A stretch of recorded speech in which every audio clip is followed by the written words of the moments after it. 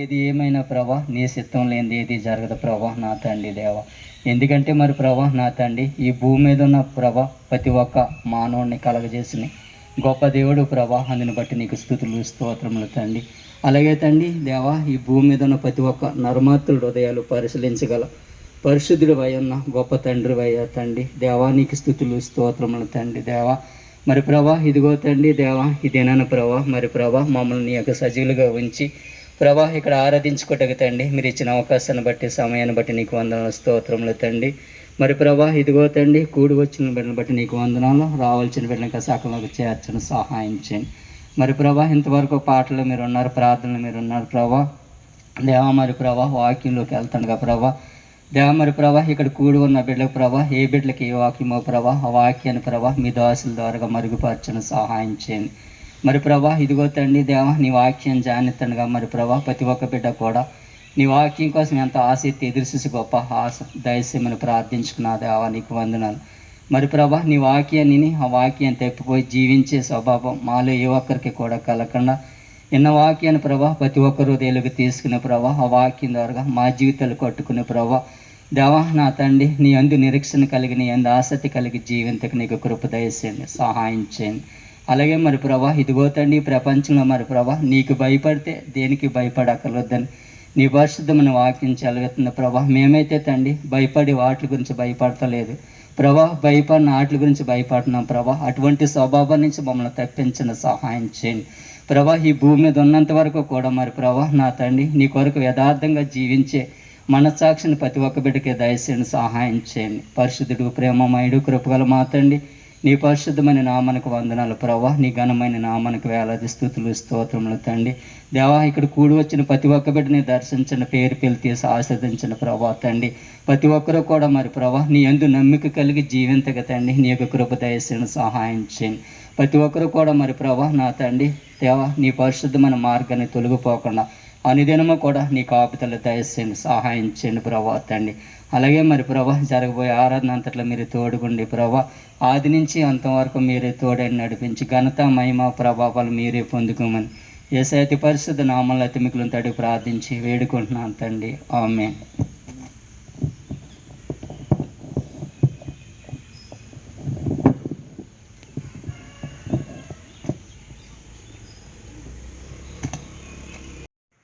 బాబీ చదువుతాడు.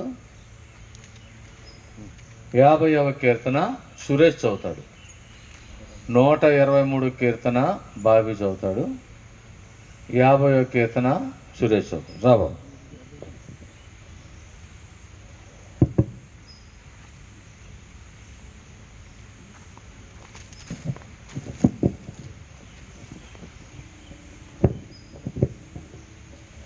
ఆకాశముందు ఆసీనుడైన వాడా, నీ తట్టున కనులెత్తుచున్నాను.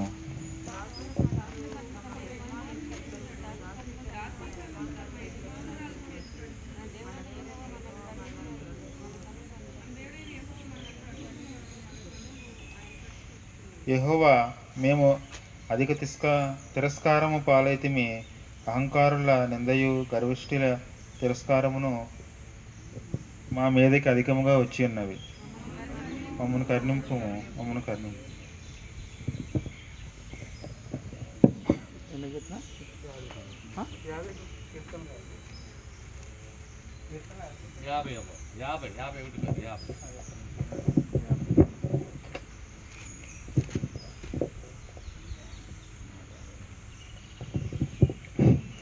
దేవాది దేవుడైన యెహోవా ఆజ్ఞ ఇచ్చుచున్నాడు. తూర్పు దిక్కు మొదలుకొని పడమటి దిక్కు వరకు భూనివాసులను రమ్మని ఆయన పిలుచుచున్నాడు. పరిపూర్ణ సౌందర్యముల సియోనులో నుండి దేవుడు ప్రకాశించుచున్నాడు. మన దేవుడు వేంచేయుచున్నాడు. ఆయన మౌనముగా నుండడు. ఆయన ముందర అగ్ని మండుచున్నది. ఆయన చుట్టూ ప్రచండ వాయువు విసురుచున్నది. ఆయన ప్రజలకు న్యాయం శిక్షకై నా భక్తులను నా యొద్దకు కూర్చడని మీది ఆకాశం భూమిని పిలుచుచున్నాడు. దేవుడు తానే న్యాయకర్త ఉన్నాడు. ఆకాశం ఆయన తెలియజేసింది. నా జనులారా, నేను మాటలాడబోచున్నాను, ఆలకించుడి. ఇజ్రాయేలు, ఆలకింపుము. నేను దేవుడను, నీ దేవుడను. నేను నీ మీద సాక్ష్యం పలికెదను. నీ బలుల విషయమై నిన్ను గద్దించలేదు. నీ దహనబలులు నిత్యము నా ఎదుట కనబడుచున్నవి. నీ ఇంట నుండి కోడెనైనను, నీ మందలో నుండి పొట్టేళ్ళైనను నేను తీసుకొనను. అడవి మొక్కలన్నీ, వెయ్యి కొండ మీద పశువులన్నీ నావే కదా. కొండలలోని పక్షులన్నిటినీ నేను ఎరుగుదును. పొలములోని పశువాదులు నా వశమయ్యున్నవి. లోకమును దాని పరిపూర్తి అవే. నేను ఆకలి కొనను, నీకు చెప్పాను. వృషభముల మాంసము నేను తిందున, పొట్టేళ్ల రక్తము తాగుదునా. దేవునికి స్తుతియాగము చేయము, మహోన్నతునికి నీ మొక్కుబడులు చెల్లించుము. ఆపత్కాలమున నీవు నన్ను గూర్చి మొరపెట్టుము, నేను నిన్ను విడిపించెదను, నీవు నన్ను మహిమపరచెదవు. భక్తిహీనులతో దేవుడు ఇట్లు సెలవిచ్చున్నాడు, నా కట్టడలు వివరించుటకు నీకేమి పని? నా నిబంధన నీ నోట వచించదవేమి? దిద్దుబాటు నీకు అసహ్యముగా నీవు నా మాటలను నీ వెనుకకు త్రోసివేసెదవు. నీవు దొంగ వంచుచున్నప్పుడు వానిలో ఏకిపించదవు, వ్యభిచారులతో నీవు సాంగత్యము చేసెదవు. కీడు చేయవలనని నీవు నోరు తెరుచుచున్నావు, నీ నాలుక కపటము కల్పించుచున్నది. నీవు కూర్చుండి నీ సహోదరుల మీద కొండెములు చెప్పుచున్నావు, నీ తల్లి కుమారుని మీద అపనిందలు చెప్పుచున్నావు. ఇట్టి పనులు నీవు చేసినను నేను మౌనినై యుంటిని, అందుకు నేను కేవలము నీ వంటి వాడినని నీవనుకుంటివి. అయితే నీ కన్నుల ఎదుట ఈ సంగతులను నేను వరుసగా ఉంచి నిన్ను గద్దించెదను. దేవుని మర్చిన వర్లారా, దీన్ని యోచించుకొనుడి. లేని ఏడ నేను మిమ్మను చీల్చివేయుదును, తప్పించేవాడెవడు లేకపోవను. స్తుతియాగము అర్పించువాడు నన్ను మహిమపరచుచున్నాడు. నేను వానికి దేవుని రక్షణ కనపరచునట్లు వాడు మార్గము స్థిరపరచుకొనెను. బాగున్నారు బాబు, థ్యాంక్ యూ. ఈ సమయంలో రోజా వచ్చి మన ప్రార్థన నడిపిస్తారు.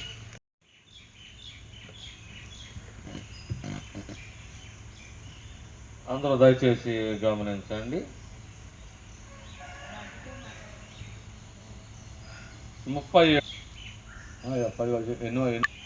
14వ అధ్యాయము 27 నుంచి ఒకరు చదవండి, మిగతా వారందరూ వాటిని గమనించండి.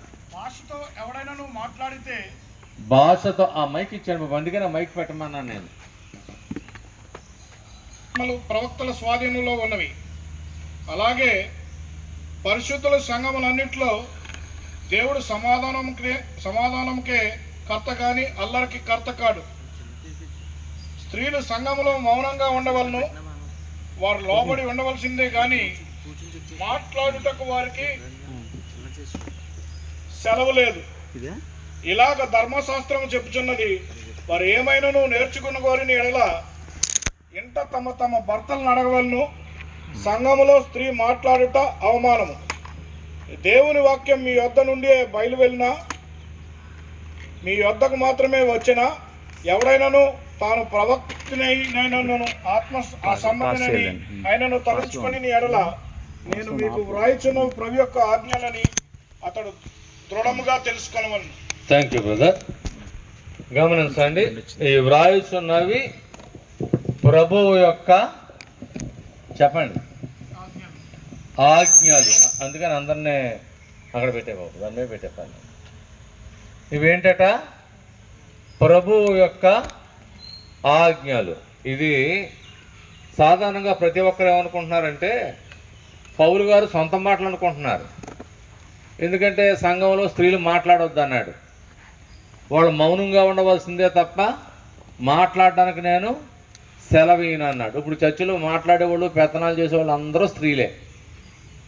గమనించండి, మన టీవీల్లో చూసినా ఎక్కువ మంచి బోధకురాండ్లు ఎవరో స్త్రీలే.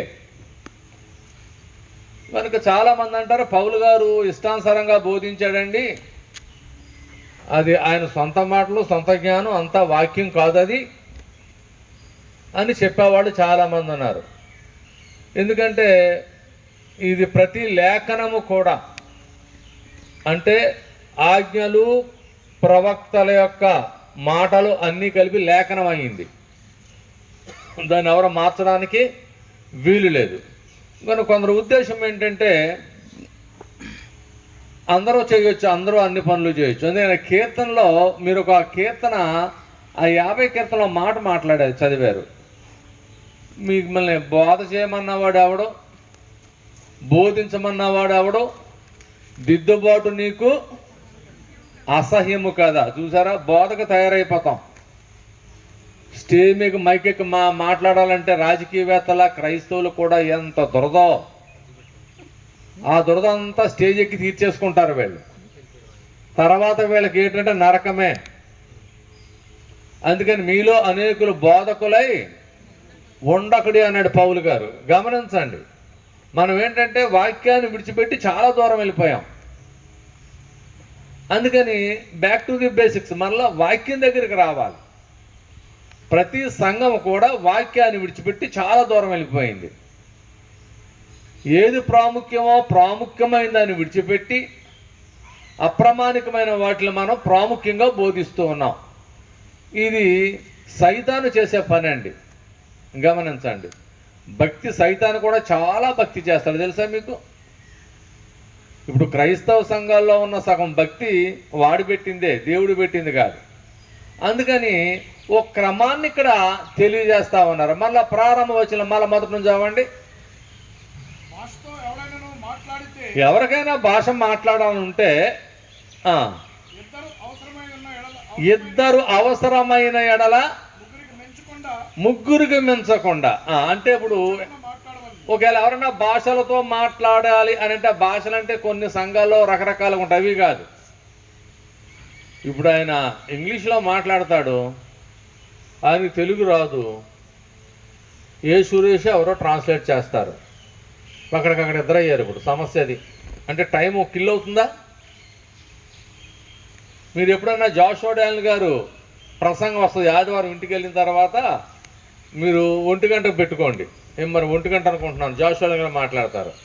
ఆయన ఇంగ్లీష్లో మాట్లాడుతుంటే తమిళ్లో ఒక ట్రాన్స్లేట్ చేస్తాడు, తెలుగులో ఒక ట్రాన్స్లేట్ చేస్తాడు. అంటే ఎంత టైం ఆగాలి? ఇప్పుడు కొన్ని అమెరికాలు అంటే ఎట్ ఎ టైము 5-6 భాషల్లో ట్రాన్స్లేట్ అయ్యే విధానం ఉంది, మనకు లేదు. కనుక ఇక్కడ నేను వాక్యం చెబుతూ ఉంటాను. చెబుతూ ఉంటే ఆయన ఏదో ఆలోచిస్తూ ఉంటాడు అక్కడ జగదీష్, ఆయనకి ఏదో కొత్త విషయం తెలుస్తుంది. లేకపోతే రాజు పాస్టర్ గారు ఇలా చెబుతున్నారు, ఇలాగ చెప్పుంటే బాగుండేది, దీని క్రమం ఇది ఆయనకు దేవుడు బయలుపరచవచ్చు. ఆ పాస్టర్ గారు నేను చెప్తాను అంటే, నోరు మూసి కూర్చోవయ్యా ఆరాధన అంటాను నేను. ఎందుకంటే ఆరాధనలో మధ్యన డిస్టర్బెన్స్ చేయకూడదు. వాక్యం చెప్పేటప్పుడు ఎవరు సెల్ ఫోన్ చూసుకోకూడదు, అది నువ్వు ప్రార్థనకు వచ్చిన తర్వాత వెంటనే సెల్ ఫోన్ కట్టేయాలి. లేకపోతే సైతాన్ ఏం చేస్తాడంటే ఆడు ట్రాన్స్మిషన్ నీకు ఇస్తాడు. అప్పుడు ఏమవుతుందంటే నీకు మందిరానికి వచ్చిన సమయం దానివల్ల ఉపయోగం ఏమి ఉండదు, ఏమీ ఉపయోగం ఉండదు. కనుక ఆలోచన ఇక్కడ పెట్టాలి. అదేంటంటే ఎవరు చెప్పినా మీకు నేను ఒక్కడనే చెబితే బాగుంటుందా, లేదా ఇంకెవరన్నా బోధిస్తే బాగుంటుందా? చెప్పండి ఎవరైనా. నేను ఒక్కడనే బోధిస్తే మీకు బాగుంటుందా, ఇంకెవరైనా బోధిస్తే బాగుంటుందా? అర్థం కాలేదు నా ప్రశ్న మీకు. అందుకని మీకు ఈ వచనం చదివిస్తా ఉన్నాను. ఇప్పుడు మరలా చదువు అదే వచనాన్ని చదివిన దాన్నే. ఎవడైనాను ఎవరైనా మాట్లాడాలి అనుకుంటే, ఇద్దరు అవసరమైన ఎడల ముగ్గురికి మించకుండా. ఏమ్మా ఇంకొకరు చదవండి, అదే వచ్చండి ఇంకొకరు చదవండి. భాషలతో ఎవరైనా మాట్లాడని ఎడల ఎంతమంది అవసరం అంట? ఇద్దరే అవసరం. మన చర్చిలో 2 ప్యాకేజ్ ఉంటాయి తెలుసా మీకు? 2 ప్యాకేజ్ అంటే సాంగ్స్ ఆరాధన అదో ప్యాకేజ్, రెండోది మామూలు జనరల్ మెసేజ్. మనం ఏంటంటే ఈ ఆరాధనలో కానుకలు పట్టేది ఆరాధనలో ఒక భాగం, ప్రభురాత్రి భోజనం ఆరాధనలో ఒక భాగం, పాటలు ఆరాధనలో ఒక భాగం, ప్రార్థనలు ఆరాధనలో ఒక భాగం. తెలుసా మీకు ఈ విషయాలు? కానుకలు పట్టడం కూడా ఆరాధనలో ఒక భాగం. ఇప్పుడు సిలోని పెంతుకోస్తోళ్ళు ఉన్నారండి. సిలోని పెంతుకోస్తోళ్ళు కానుకలు పట్టరు, చర్చిలో కానుకలు పట్టరు. మీరు గమనించి అందులోంచే ఏసన్న గారు వచ్చాడు. ఏసన్న గారు సిలోని పెంతుకోస్త బ్యాక్గ్రౌండ్. ఏసన్న గారు ఏం చేశారంటే అటు ఇటు కొన్ని కలగా పొలకం మిళితం చేశాడు. సిలోని పెంతుకోస్త పాస్టర్స్ చూడండి, ఫుల్ హ్యాండ్స్ ఉంటాయా, హాఫ్ హ్యాండ్స్ ఉంటాయా? వాళ్ళ డ్రెస్ కోడ్ ఎప్పుడు చూడలేదా మీరు? పాస్టర్ గారు ఫుల్ హ్యాండ్స్లో ఉండాలి, లుంగి కట్టుకోవాలి, అది వాళ్ళొక బ్రాండ్. అది అయితే ఎవడైనా సిలోని పెంతుకోస్తులోంచి బయటికి వెళ్ళి ఆడు నేను సేవ చేస్తానంటే ఆడు ఫుల్ హ్యాండ్స్ వేసుకోకూడదు. ఆడేం చేయాలి? హాఫ్ హ్యాండ్స్ వేసుకోవాలి. మాకు బొమ్మూరులో బుచ్చి గారు ఒక ఆయన ఉండేవాడు, దౌర్భాగ్యుడు, మార్పు లేనివాడు. ఆడు పెద్ద బోధకుడు. లోదన సంఘాలు అందరూ కూడా ఆడే పిలుచుకునేవాడు. ఈయన ఏం చేసేవాడంటే దానియేలు గ్రంథాల మీద, ప్రకటన గ్రంథాల మీద ప్రసంగం చేస్తుంటే ఈ దౌర్భాగ్యులందరూ కూడా కేరింతలు కొట్టేవారు. ఇప్పుడు ఇక్కడ సడన్గా చిరంజీవి వచ్చాడు, మీరు అందరూ లేచి డ్యాన్స్ చేస్తారు, డాన్సర్ కనుక. ఏమైందంటే ఇది పరిస్థితి ఎటువంటిది, ఈ సమయం ఎటువంటిది, ఇది ఎవరికి ఇచ్చే సమయం చూడండి. ఈ పాండమిక్ టైంలో శవాలను పాతేటప్పుడు మొన్న ఎక్కడ ఏదో దేశంలో థర్డ్ వేవ్ వచ్చిందని చిన్నపిల్ల లైన్గా పెట్టి పాతి పెడుతుంటే ఆ షూటింగ్ తీసేలు కూడా ఏడుస్తున్నారు. ఎందుకంటే చిన్నపిల్లలు కదండి, ఎంత దారుణం. మనకేంటంటే ఒక టైప్ ఆఫ్ మెంటల్ వచ్చేసింది మనకి. ఏంటంటే వాక్యం నీకు ఎక్కదు, వాక్య సంబంధం ఏది నీకు ఎక్కదు, పనికిమాలి ఇవన్నీ నీకు అవసరం. పాస్టర్లు కూడా ఏం చేశారంటే పాస్టర్ గారు క్లిక్ అయ్యేది కావాలి. సినిమా యాక్టర్లు చూడండి, ఏ జుట్టు ఏ టైపులో ఉంటే క్లిక్ అవుతుందో, ఏ స్టెప్లు అయితే క్లిక్ అవుతుందో వాళ్ళు కొంత ఉంటుంది, అది నేర్పుతారు వాళ్ళకి. అలాగ పాస్టర్లు అంటే మీరు ఎప్పుడు గమనించండి, పాస్టర్లు అనేవాళ్ళు పబ్లిక్లో వాళ్ళని ఏమంటాం, ఈ యాక్టర్స్ని ఏమంటారు? Celebrities. Pastor is not a celebrity. Pastor గారు సెలబ్రిటీ లాగా ఉండడానికి వీల్లేదు. ఇదే షూట్ వేసుకుని, కోట్ వేసుకుని, బూట్ వేసుకుని, అదేం కాదండి. దోమలు కొట్టకుండా. ఇప్పుడు మీరు అనుకుంటారేమో పాస్టర్ గారు బూట్ వేసుకుని మాట్లాడుతుంది, బూట్ వేసుకోకూడదు. కానీ నాకున్న సమస్య నాకు ఉంది మందిరంలో. ఎందుకంటే మోషేని చెప్పులు విడిచిరమ్మా అన్నాడు, తెలుసా మీకు? ఇక్కడ వేసుకొచ్చాము, రేపు గుళ్ళో కూడా వేసుకురావడానికి వీల్లేదండి. ఇది మీ ఫ్రీ, ఎవరైనా ఎక్కడైనా కూర్చోవచ్చు. ఇది దేవుడు మనకి ఒక మంచి వెసులుబాటు ఇచ్చాడు. కనుక ఒకవేళ నేను వాక్యం చెబుతుంటే జగదీశ్గా మాట్లాడాలని ఉంటే, మనసులో ప్రేరేపణ ఉంటే మాట్లాడవచ్చు. బోసుకు మాట్లాడాలని మనసులో ఉంటే మాట్లాడవచ్చు, ఎందుకంటే అందరూ దేవుని బిడ్డలు కనుక. దాంట్లో ఏమని చెప్తున్నాడంటే మళ్ళా చూడండి వచనాన్ని, ఎవడైనా మాట్లాడాలనని ఇద్దరు అవసరమైన ఎడల ఎంతమంది? ముగ్గురికి మించకుండా ఎంతమంది మాట్లాడాలి? 1 2 3. ఇక నాకు వచ్చింది అందరు లేచిపోయారు అనుకోండి, గందరగోళం అయిపోతుంది. ఒకరు లేకపోతే ఇద్దరు, లేకపోతే ముగ్గురు.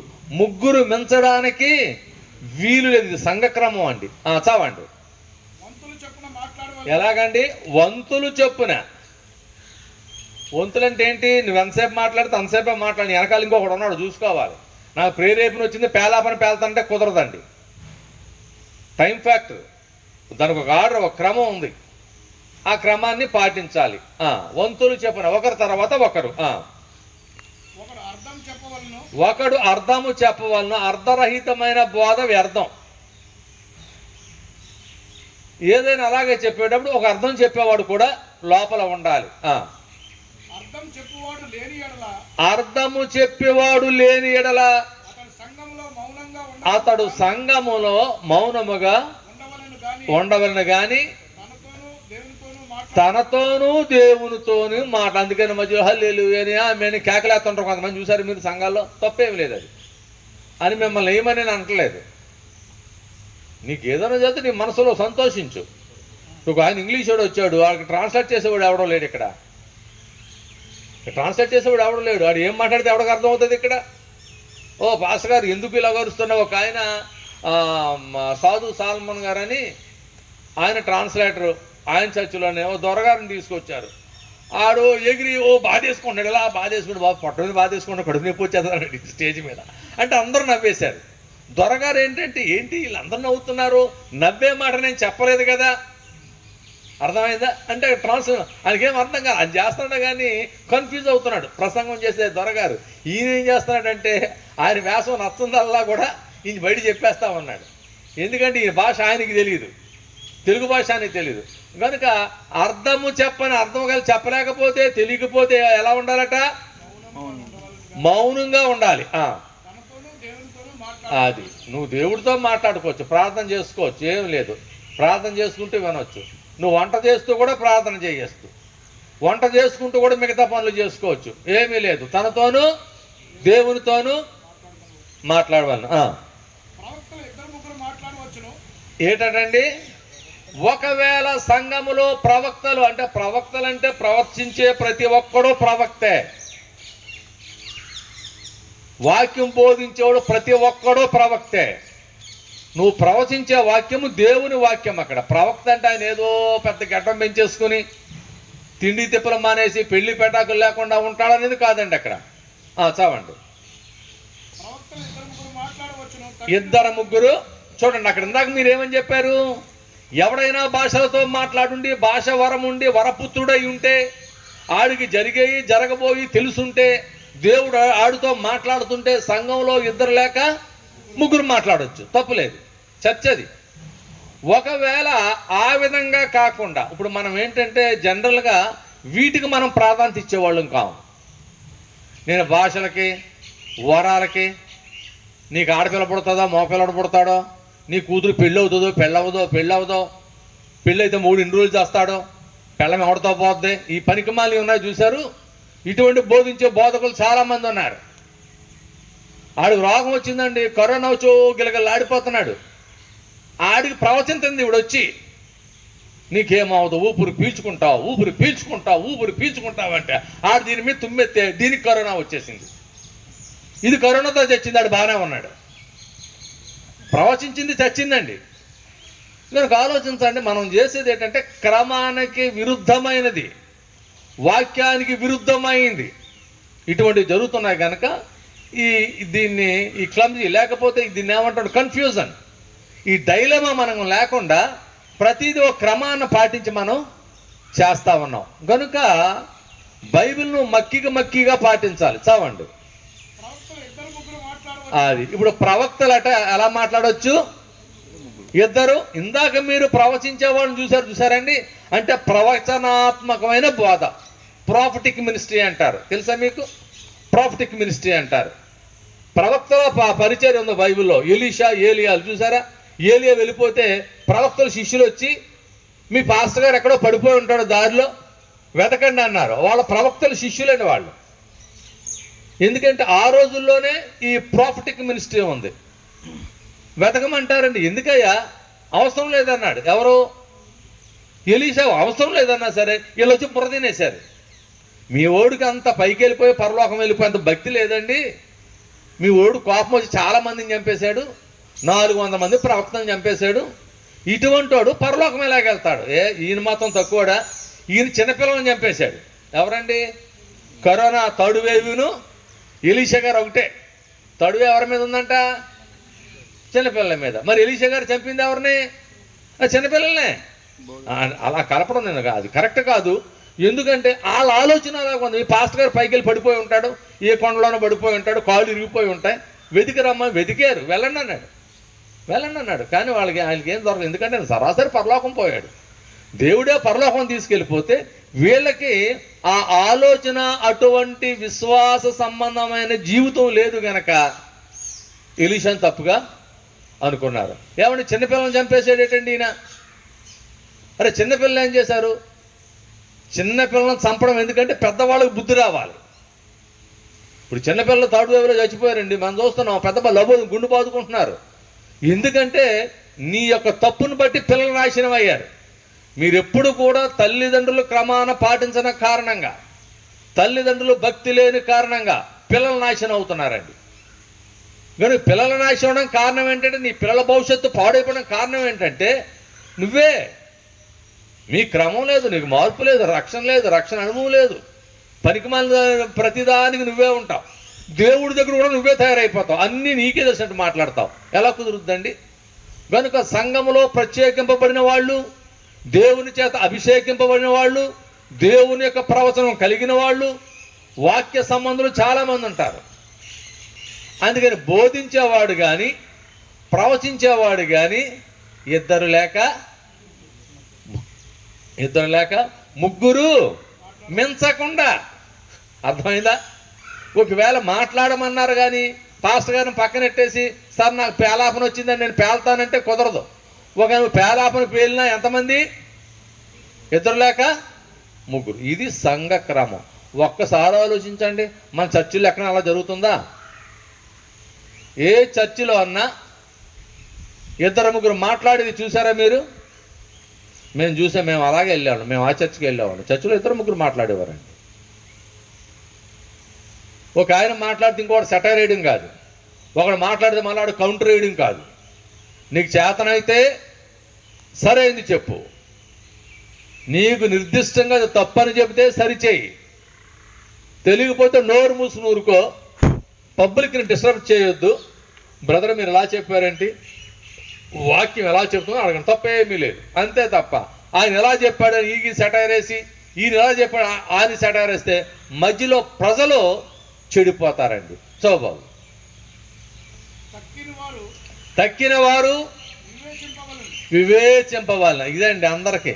ఇప్పుడు వివేచించే వరం చాలా మందికి ఉంటుంది. సంఘంలో చాలామంది మనుషులు వివేచించే వరం ఉంటుందండి. అది స్త్రీలు కావచ్చు, పురుషులు కావచ్చు, వృద్ధులు కావచ్చు, పిల్లలు కావచ్చు. ఇప్పుడు నేనే మాట్లాడుతుంటే పాస్టర్ గారు మీరు తప్పు చెప్పారు, ఏలియాకి ఎలీషా చెప్పారు ఒక అమ్మాయి చెప్పించాను పిల్ల అంటే అది వింటుంది, సంతోషించాను. నేను అలా చాలా పొరపాట్లు చెప్పేస్తుంటాను, ఒకరితో ఒక కలిపి చెప్పేస్తుంటాను. అది నాకు కన్ఫ్యూజను. అంటే అలా చెప్పాలని ఉద్దేశం కానీ బై మిస్టేక్ అలా చెబుతుంటాం. కనుక నువ్వు చెప్పే బోధలో ఒక నిర్దిష్టమైంది. దీని ముందుగా ఏంటంటే ఆ బోధించేవాడు కానీ బోధ వినేవాడు జీవార్థమైన మారుమనసు పొందిన వాడై ఉండాలి. వాడు పాపాన్ని విడిచిపెట్టిన వాడై ఉండాలి, పాపానికి దూరంగా ఉండేవాడై ఉండాలి, చెడుకి దూరంగా ఉండేవాడై ఉండాలి, వాక్య ప్రకారంగా జీవించేవాడై ఉండాలి. అప్పుడు వాడేంటంటే వివేచించడానికి వాడికి అవకాశం ఉంటుంది. చదువుబాబు.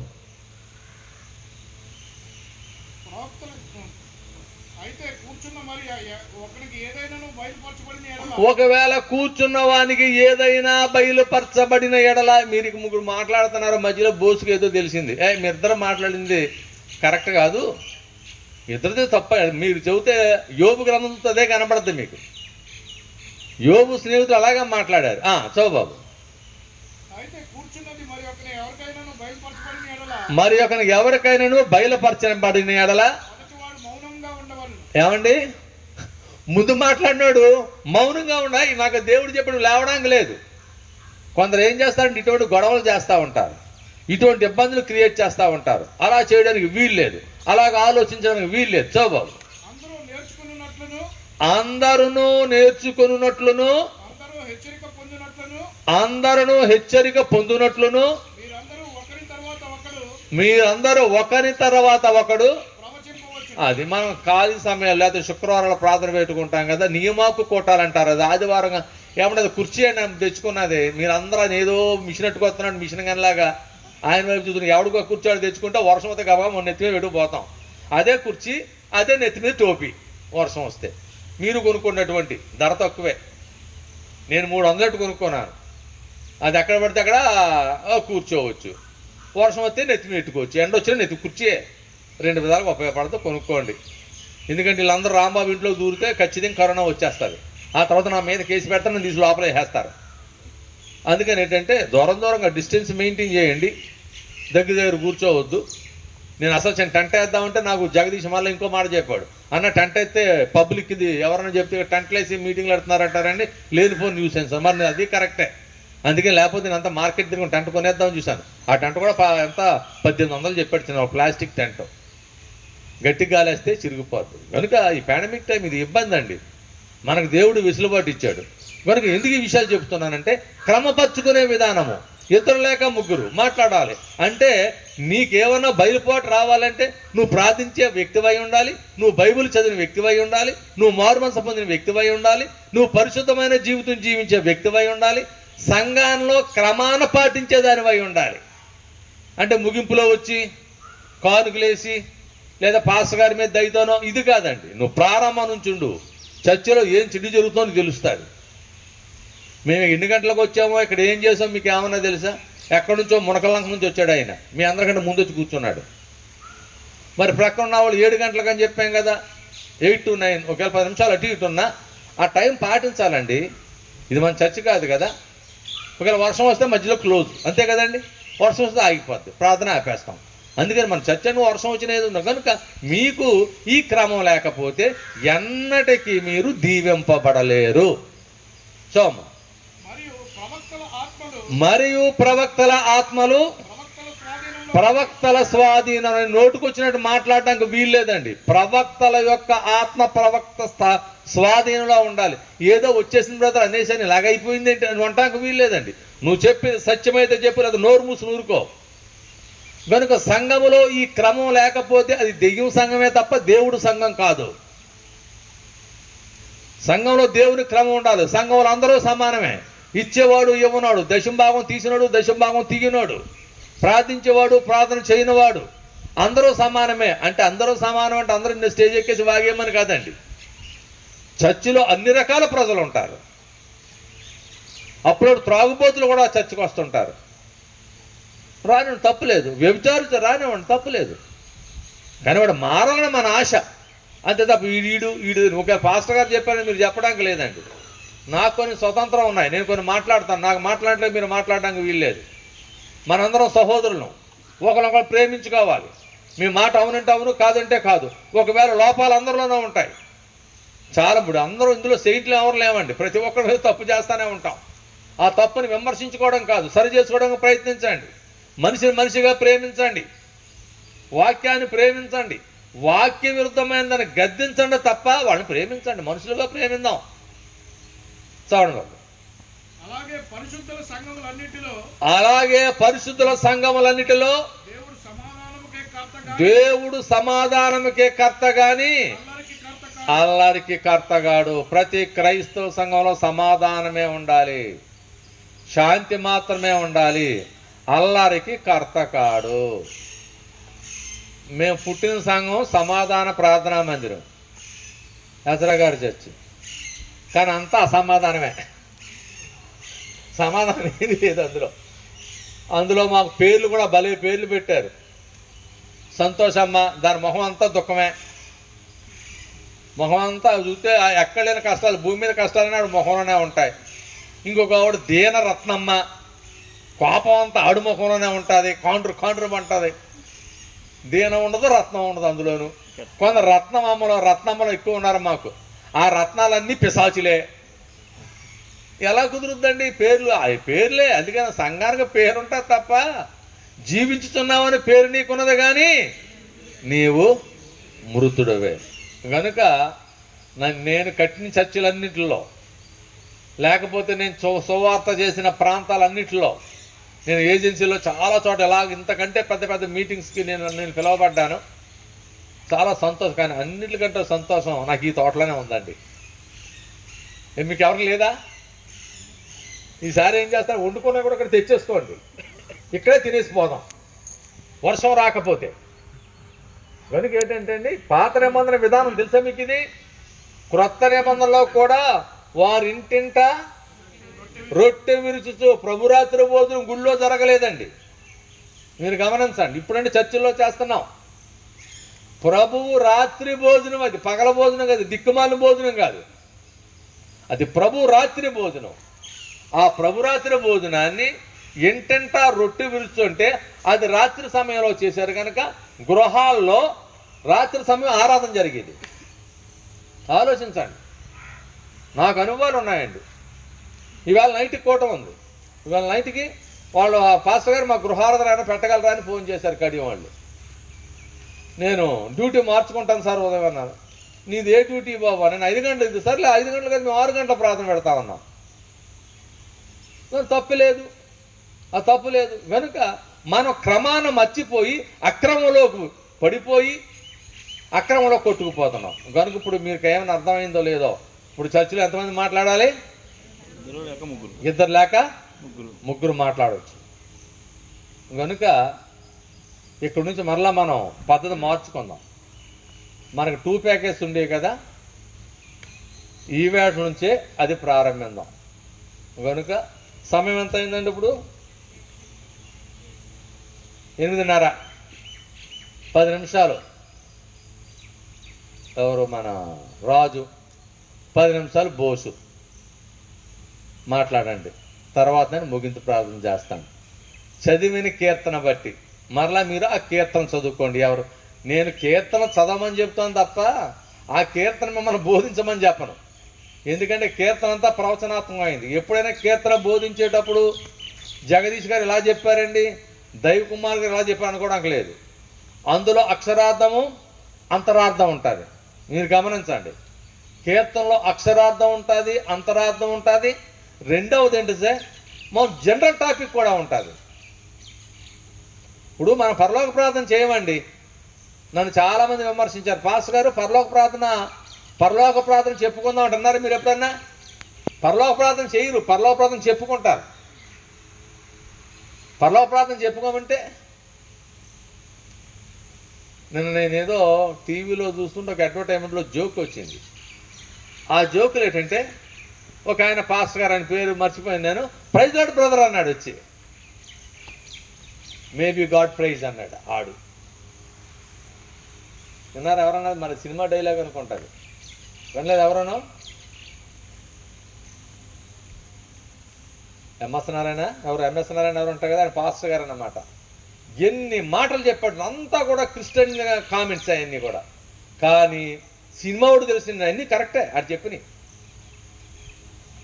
ఆలోచించండి, ఇవన్నీ కూడా మనం ఏంటంటే ఇతరులకు దొరికిపోయేలాగా, అన్యులకు దొరికిపోయేలాగా, పనికి మానవులు విమర్శించేలాగా.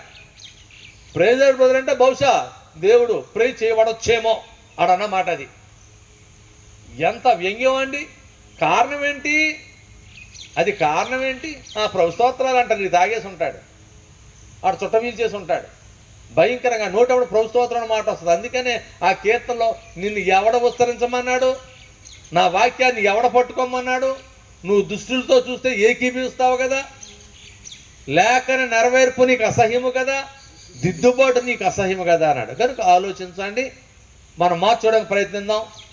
మనం ఎన్ని కష్టాల్లో ఉన్నా, ఎన్ని సమస్యల్లో ఉన్నా, ఎలాగున్నా, నువ్వు దిక్కులేనివాడు, దరిద్రుడు అనుకున్నా దేవుడు ఖచ్చితంగా నీకు సహాయం చేస్తాడు. ఇంక అందులో అనుమానం లేదు. ఎప్పుడు నాకు ఎవరో లేరు అనుకోకండి, నా మాట ఎవరు ఇంట్లో అనుకోకండి. దేవుడు ఉన్నాడు. దేవునికి స్థానం ఇవ్వండి, ఖచ్చితంగా దేవుడు మనం దీవిస్తాడు. ఈ సమయంలో సహోదరు రాజుకి నేను సమయం ఇస్తాను. రండి బాబు, మైక్ ఇచ్చేయండి బాబు.